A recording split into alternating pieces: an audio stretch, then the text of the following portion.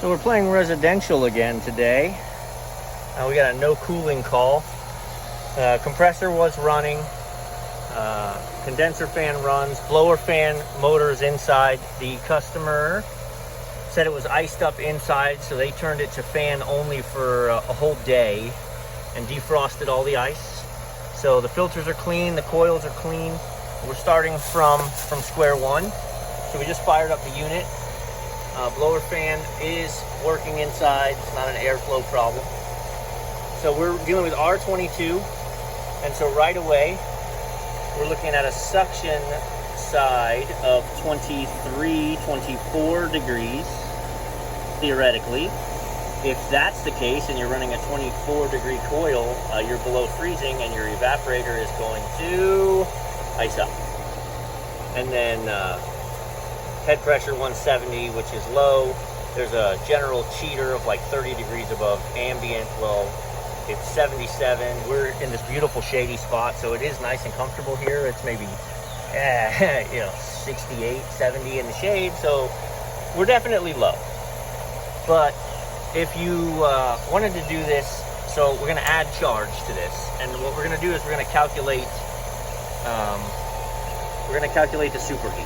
So what that means is the low side is on the suction line, okay, and it is saying theoretically 23 degrees. Well, I have a temperature clamp that is hooked to the same place, the same pipe, right? And I'm reading 75 degrees. So what this means is at 24 degrees in the evaporator, that Freon was totally vaporized, and everything above that is basically not efficient, right? It vaporized at 23. Well, it's coming back at 75. So we have 75 minus, 25. We have a 50 degree superheat. Superheat should be about 20 degrees. So we're going to adjust that by adding Freon. When we add Freon, we should increase pressures. Pressures equal temperatures, and as I slowly bleed this bottle in, you should see you're going to get a lot of weird pressure changes when I first crack it because it's getting the pressure of the bottle, right? But we're going to just slowly bleed this in and see how it responds, because it's not just that it could be low on Freon. There are other things. You could have a TXV issue inside, but if we had a TXV issue, we would see the head pressure building and not the suction pressure. So I'm also really going slow with this.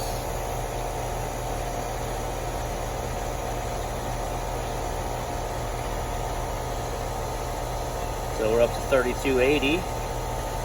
All right.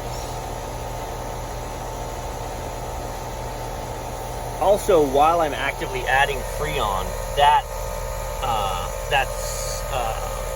suction line is getting super cold because I'm introducing Freon slowly into the suction line. So this is not to be trusted yet, right? So man, while I was pumping Freon, that sucker dropped down to 30. Well, look at it jumping up when I shut it off. So we're gonna let this marinate for a minute. Kind of see where things stabilize.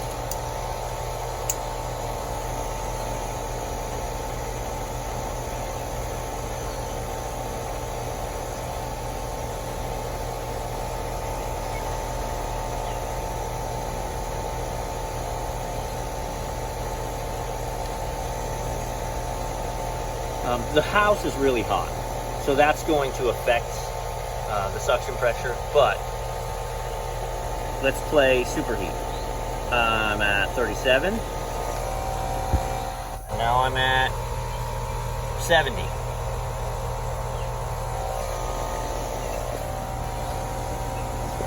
So, are we down to 25? Nope. We still need gas.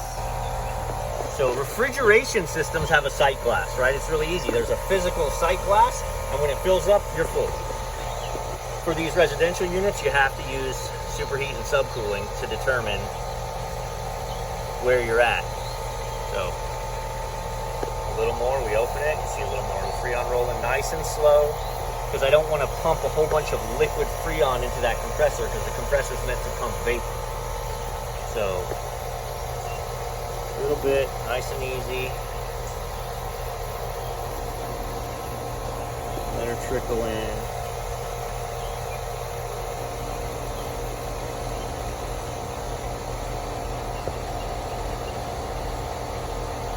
Now, knowing R22, we're getting, we're probably real close. Just because you should probably be running a 45, 42, 45, 46 degree coil inside. So theoretically, the coil inside is now 44 degrees.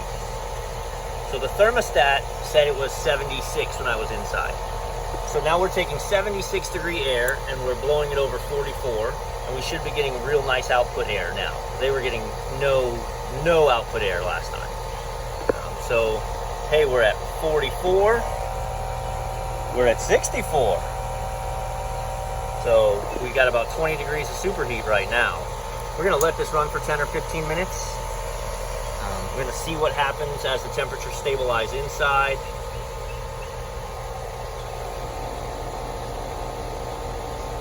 I believe, just as a hunch, that this actually could take a little more gas, but we're gonna let this run and see what happens, and I bet the numbers will tell me that in a few minutes. I'll update you. All right, so it's my thermal. 52 degree air. That'll get her done. So, definitely was definitely was a little low on gas. Again, we're gonna let it stabilize in here. I think I'll probably set it for 73. Wait for it to satisfy. But yeah, definitely got a slow leak somewhere. All right, so things are looking good. We've stabilized about 44 degrees inside, about 64 degrees out here. So I've got my 20 degrees, my charge is right. We're gonna go ahead and button this thing up and watch her satisfy. We're good to go for now. This may or may not be a thing.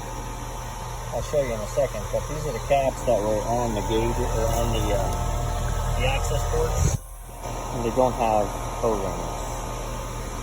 So your leak may have been ever so small right here. I'm gonna go grab some new ones out of the truck, but I'm also gonna go grab a leak detector thing to show you, so we can better tell the customer, peace of mind, they don't have a leak inside somewhere, the leak was out here. I don't know if it's going to show on the camera or not. See that? See the bubbles? So there's a teeny tiny leak on the high side. Not anywhere in the system. It's in the Schrader. It's in the valve. So it's nothing that's going to be a problem. And it's the reason that they're supposed to have O-rings. So once we do that, that'll help. So doesn't mean there aren't other issues somewhere else, but with the age of this system and the fact that it's R22, if we find a leak in the evaporator, the answer is replace the system. So right now, put those on, spray some Big Blue on it. All right. Good look, make sure it's not bubbling now around the edges. It's not. It's not. Get a rag and wipe all this down, so next time we know if it's oil from a Freon leak. And that's it.